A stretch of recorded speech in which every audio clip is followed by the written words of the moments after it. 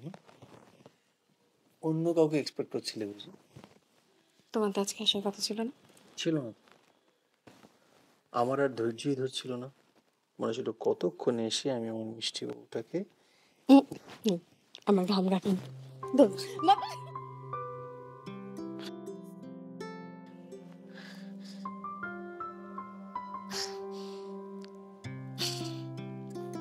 কি রে, কি এমন স্বপ্ন দেখলি চমকে উঠলি যে?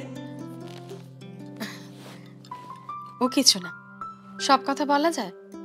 ওটা আমার পার্সোনাল, আমার সাথেও পার্সোনাল। তবে একটা কথা বলি শোন, স্বপ্ন কিন্তু সবসময় স্বপ্নই হয়, সত্যি কোনোদিন হয় না। তো শুভ্র কিন্তু এখন বিদেশে থাকে, আগের মতো আর নেই। দেখ, আমার শুভ সে আগের মতোই আছে, আমার কাছে আসার জন্য ছটফট করছে, আমাকে ওর বুকে জড়িয়ে ধরার জন্য ওর খুব খুব ছটপটানি হচ্ছে ভেতরে। অনেক হয়েছে, ভালো চাস তো আমার কথাটা শোন। এই শাখা পলা, এত এত সিঁদুর আর এই ছাপোষা শাড়িগুলো এবার ছাড়তো, না হলে দেখবি সৌর এবার ওই মেম সাহেবের হাত ধরে পালিয়ে গেছে। মোটেই না, হতেই পারে না। আমরা ভারতীয় নারী, আমাদের কাছে তো এই শাখা পলা সিঁদুর এটাই তো বিয়ের সাক্ষী। আমার শুভ সেগুলো কিছু ভুলিনি, যতই বিদেশে যাক সে তার পরম্পরা সংস্কৃতি এগুলো ভুলে যায় না রে। ওরকম মনে হচ্ছে, দেখবি শুভ্র একবার আসুক, তখন বুঝবি ঠেলা, সবকিছু কেমন বদলে গেছে। আবার সে কথা বলছি না আমার শুভ বদলায়নি, তুই যা তো।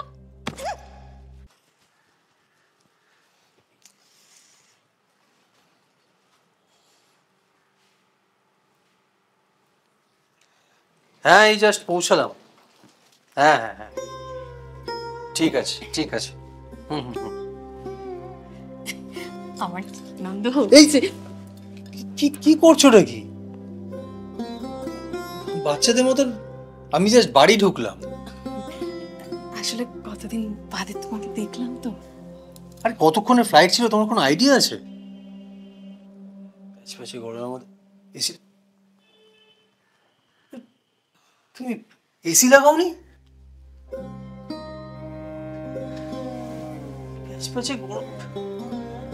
আসলে সবাই বলে এসি লাগালে গা হাত পা ব্যথা করে, তো সবাই বলে এসিতে থাকা ভালো না, তাই। রোহিণী প্লিজ, এই প্যাচ প্যাচে গরমে না তোমার এই জ্ঞানগুলো আমাকে একদম পছন্দ হচ্ছে না। এসিটা লাল।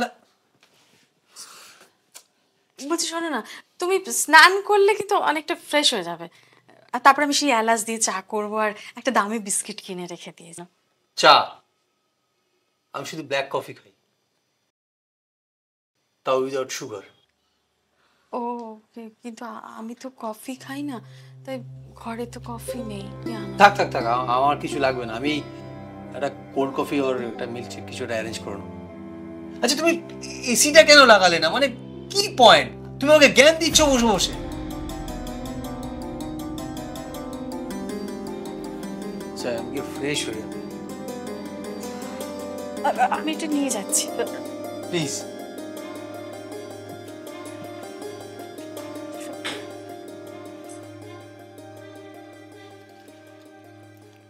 রোহিণী, হ্যাঁ তুমি কি করে বেঁচে আছো বলো তো? কেন, আবার কি হয়েছে? কি হয়েছে? ওটা বাথরুম, সুলভ কমপ্লেক্স ওর থেকে অনেক বেটার। আচ্ছা তোমাকে যে আমি এত কাঁড়ি কাঁড়ি টাকা পাঠালাম, তুমি কি করলে বলো তো? না একটা এসি লাগিয়েছো, না বাথরুমটা ঠিক করিয়েছো? কিন্তু আমি তো ব্লিচিং দিয়ে ভালো করে পরিষ্কার করে রেখেছিলাম গো। মানে এই এই এই একটা কারণ, কত তফাৎ এই দেশ আর বিদেশের মধ্যে। তোমাকে তোমাকে বললাম যে মাঝখান থেকে একটা পার্টিশন করবে, দেখো তো বাথরুমটা জলে থুই থুই করছে। বাথরুমে তো জল থইতে করবেই, মানে তোমার জন্য তো স্লিপারও রেখেছিলাম বলো। আচ্ছা শাট আপ। আরে বাথরুম আর বেডরুম হচ্ছে রিল্যাক্সেশনের জায়গা, যেখানে মানুষ কিছু ভাবতে পারে, যেখান থেকে মানুষ অনেক স্বপ্ন দেখে। সেই জায়গা দুটোকে তুমি এসিটা লাগাইনি কেন বলো তো? আসলে আমার তো এসি লাগে না, ফ্যানেই হয়ে যায়। বলছি জানলাগুলো খুলে দেবো? প্লিজ রোহিণী, চারিদিকে তাকিয়ে দেখো কত পলিউশন। তোমার ওই জানলা খুলে আর ওটা বাড়িও না প্লিজ। ওভাবে বলছো কেন? আমাদের দেশে জনসংখ্যা বেশি, তাই জন্যই পলিউশনটাও বেশি। প্লিজ, তোমার এই দিদিমণির লেকচারগুলো না তুমি ওই স্কুলে গিয়ে দিও। আমি খুব টায়ার্ড, আমি প্রচন্ড খিদেও পেয়েছে। তুমি খাবারটা রেডি করো, আমি আসছি।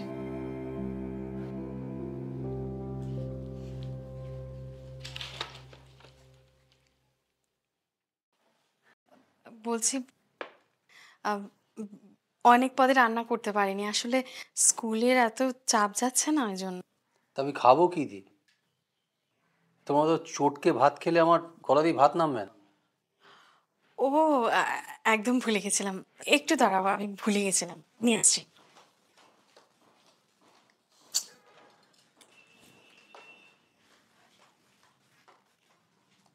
এই যে। শুধু এটা? ফোক কোথায়? আসলে আমি তো খাই না, তাই ওটা- আচ্ছা, তুমি কিভাবে থাকো একটুখানি বলবে? সারাদিন এই একটা হৃদয় বস্তা পচা স্কুলে ওই কালচার নিয়ে বড় হলে তো এটাই হবে। একটা কথা বলছি শোনো, তুমি তুমি ওই স্কুলটা ছাড়ার ব্যবস্থা করো। কেন স্কুল ছাড়বো কেন? কেন আবার কি? তুমি আমার সাথে যাবে, তবে হ্যাঁ ওই যাওয়ার আগে অনেক কিছু চেঞ্জ করতে হবে। তোমার এই আপাদ মস্তক অনেক কিছু পরিবর্তন করতে হবে। কিন্তু তুমি তো বলেছিলে যে 5 বছর বাদে তুমি দেশে ফিরে আসবে। তুমি কি পাগল হয়ে গেছো নাকি? এই তো দেশে আমি ফিরবো। মানে কত সুন্দর লাইফস্টাইল তুমি জানো, কত টেকনোলজি, কি স্মার্ট লাইফ। আমি নাকি দেশে ফিরে আসবো? তুমি কি ভুলে গেছো এখানে তোমার বাপ ঠাকুরদা এই দেশে জন্মেছেন? এটা তোমার মাতৃভূমি, তুমি তোমার নিজের দেশকে ছোট করছো শুভ্র। প্লিজ জ্ঞান দিও না তো। আমার ওখানে অফিস, ফ্ল্যাট, গাড়ি। তুমি বাপের জন্য দেখোনি ওইসব? অত কথা না বাড়িয়ে নোটিশ দাও, 15 দিনের মধ্যে স্কুলটা ছাড়ার ব্যবস্থা করো। সামনে বাচ্চাগুলোর এক্সাম। বেশ তো, তাহলে তুমিও তোমার ওই বাচ্চাদেরকে নিয়ে থাকো, আমি অন্য কিছু ভাববো। আর এই বাড়িটার কি করবে? বিক্রি করে দেবো।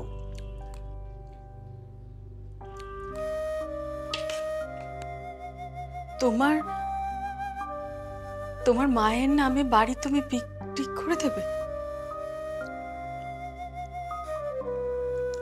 শোনো, আমি তোমার যুগে পড়ে নি, বুঝেছো? আমি ওখানে ডলারের স্যালারি পাই, তাই সব ছেদো মানসিকতা বলে কোনো লাভ হবে না।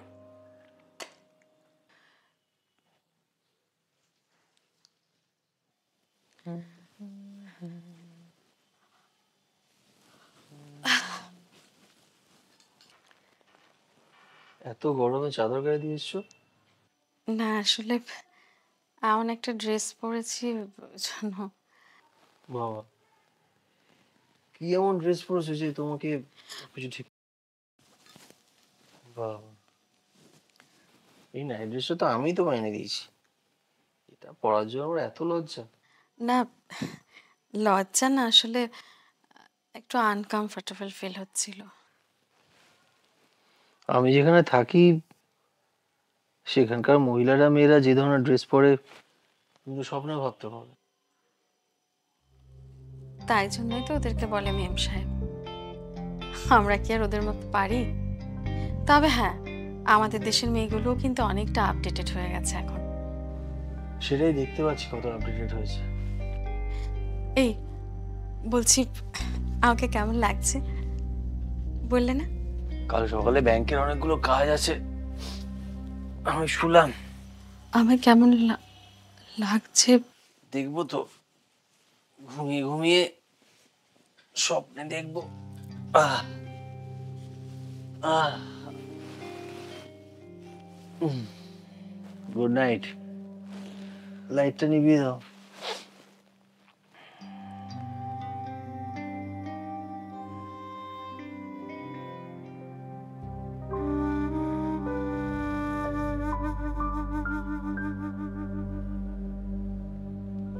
ওইসব ছাড়, একটু মডার্ন হ। কাক হয়ে ময়ূরের পালক লাগালে হয় না। হলো? বর তো তাকিয়েও দেখলো না।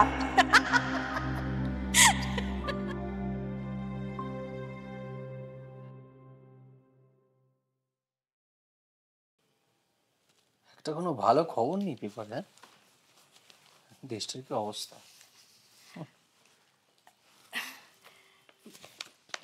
বলছি কি, এই দেখো, এই তুমি এসছো বলে আমি একটা নিমন্ত্রণের লিস্ট করেছি, সবাইকে নিমন্ত্রণ করব। তুমি আগে পাটা নাবি বসো তো, এখানে আমরা পান্তা ভাত খেতে বসছি না। সরি, আসলে পাটা একটু ব্যথা করছিল তো তাই। লিস্টে কার কার নাম রেখেছো শুনি। আবার ডেটটা কবে ফাইনাল করেছো? শোনো, আমি কাদের কথা বলছি। প্রথমে হচ্ছে বড় জেঠু, বড় জেঠিমা, আর তার ছেলে বান্টি আর ওর বউ। তারপর হচ্ছে সেজো কাকু, সেজো কাকিমা, আর মেজো কাকা, মেজো কাকিমা তো বলবোই, আর পিসিমণি আর পিসেমশাই হলে ব্যাস হয়ে যাবে। আর তোমার বাড়ি থেকে কে আসছেন? আমার বাড়ি থেকে তো মাসিমণি, মেসোমশাই। শোনো না, যদি একটা গাড়ির ব্যবস্থা করা যায় তাহলে কিন্তু ঠাম্মাও আসতে পারে। আচ্ছা, তুমি কি এটা আমার ওয়েলকাম পার্টি করছো? একটা কাজ করি না, চলো না আমরা হসপিটালে গিয়ে পার্টিটা করি। নার্সকে ডাকবে, আয়া রাখবে, অক্সিজেন সিলিন্ডার, এইসব বুড়োদেরকে বাদ দাও, বাদ দিয়ে সব ইয়াং গুলোকে ডাকো। তোমার ভাগনা, ভাগনার বউ, ভাইপো, ওর বউ, ওদেরকে ডাকো। তুমি এভাবে বলছো? ওই বুড়ো বুড়িরাই তো তোমার বিদেশ যাওয়ার সময় সমস্ত টাকা পয়সা জোগাড় করেছিল, বলো। আমার আমার আমার ওইটুকু শোনায় তো তোমার বিদেশ যাওয়া হতো না। এক্সকিউজ মি, পুরো টাকা আমি উইথ ইন্টারেস্ট বুঝিয়ে দিয়েছি। ওনারা ইন্টারেস্ট নেননি। সেটা ওনাদের ব্যক্তিগত প্রবলেম। আর শোনো, এটা না একটা সিম্পলি ইগো, তুমি বুঝবে না। তুমি কিভাবে কথা বলছো? তুমি জানো, তুমি যখন ছিলে না, ওনারা সপ্তাহে 2 বার করে আমার কাছে ফোন করে তোমার খোঁজ নিত, আমার খোঁজ নিত। এখন ওরা বুড়ো হয়ে গেছে, জানেন আর কিছু করার নেই, তাই চারিদিকে ফোন করে ছেলেমেয়েদের পয়সা ধ্বংস করছে। এই এই তুমি লিস্টটা দাও তো, তোমার দ্বারা হবে না লিস্টটা, আমি বানিয়ে দেবো। আরে দেখছো কি, দাও।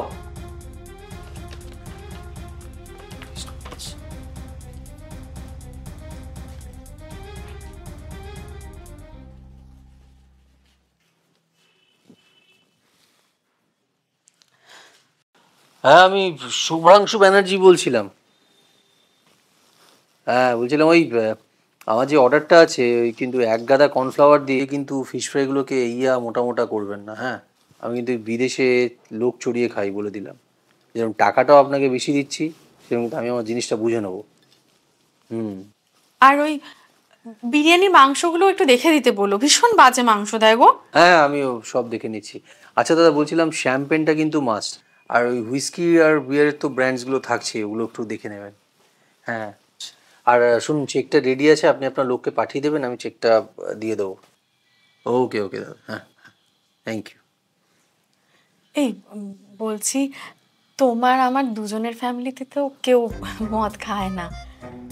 আরে সব খাবে, এমন এমন ব্র্যান্ডস থাকছে না, দেখবে যারা খায় না তারাও। ও, বলছি তোমার স্কুল কলেজের বন্ধু, তাদের ওয়াইফদের সবাইকে বলা হয়ে গেছে? আরে সব বলা হয়ে গেছে, তুমি খালি একটু খেয়াল রেখো। মানে তুমি বুঝতে পারছো তো, এখন আমার পজিশন, স্টেটাস সবই, তুমি একটু সেইভাবে ম্যানেজ করো। ও, আর একটা কথা, দাঁড়াও।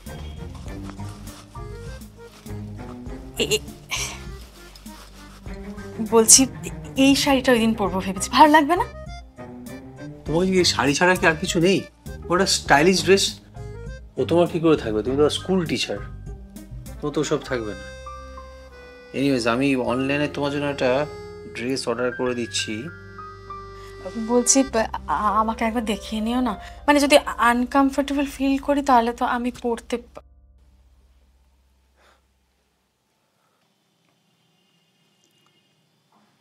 কি হয়েছে? কি হয়েছে শুভ্র? কি গো, কি হলো? হ্যালো, হ্যাঁ হ্যালো, আরে তোর শর্ত। হ্যালো, হ্যাঁ হ্যাঁ রে, বলছি শোন না, আমি এক্ষুনি একটা মেল পেলাম, ওই প্রজেক্টে নাকি কিছু লোককে অফ করা হচ্ছে, সেখানে নাকি আমার নাম আছে। কি বলছিস?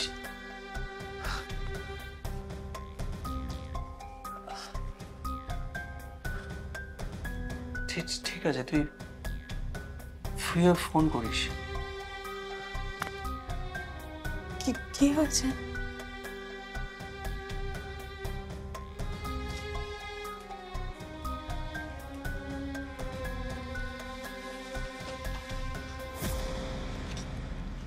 কি হলো?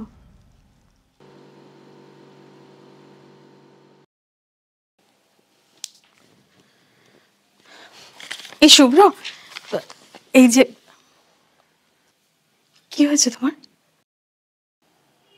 হ্যাঁ, কি করছো?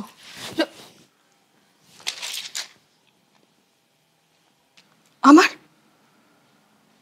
আমার প্রেশারের ওষুধ নিয়ে কি করছিলে তুমি?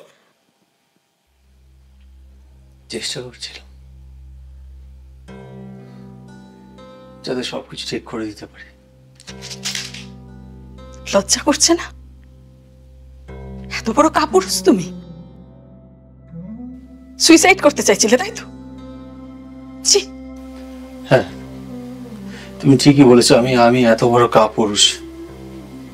আমি নিজের চাকরিটা বাঁচাতে পারলাম না। তাতে তোমার কি দোষ? নিজের দেশ, নিজের মানুষজন, ছোটবেলার সমস্ত অভ্যাসকে ছেড়ে চাকরি করার জন্য শুধুমাত্র বিদেশ গেছিলে। আর তারা তোমায় কি করলো বলো? সামান্য একটা মেল করে তোমাকে কাছ থেকে বসিয়ে দিল, হয়ে গেল। আমি কত টাকা স্যালারি পেতাম জানো? আমার আমার লাইফস্টাইল সব হয়ে যাবে। আমার দিকে দেখো, তুমি এটা ধরো, দেখো দেখো কত টাকা।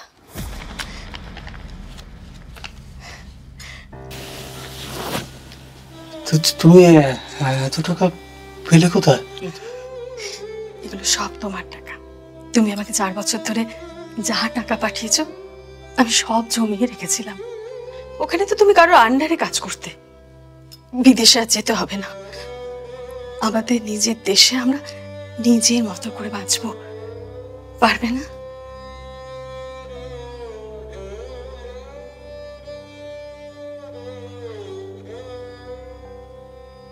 পারবো।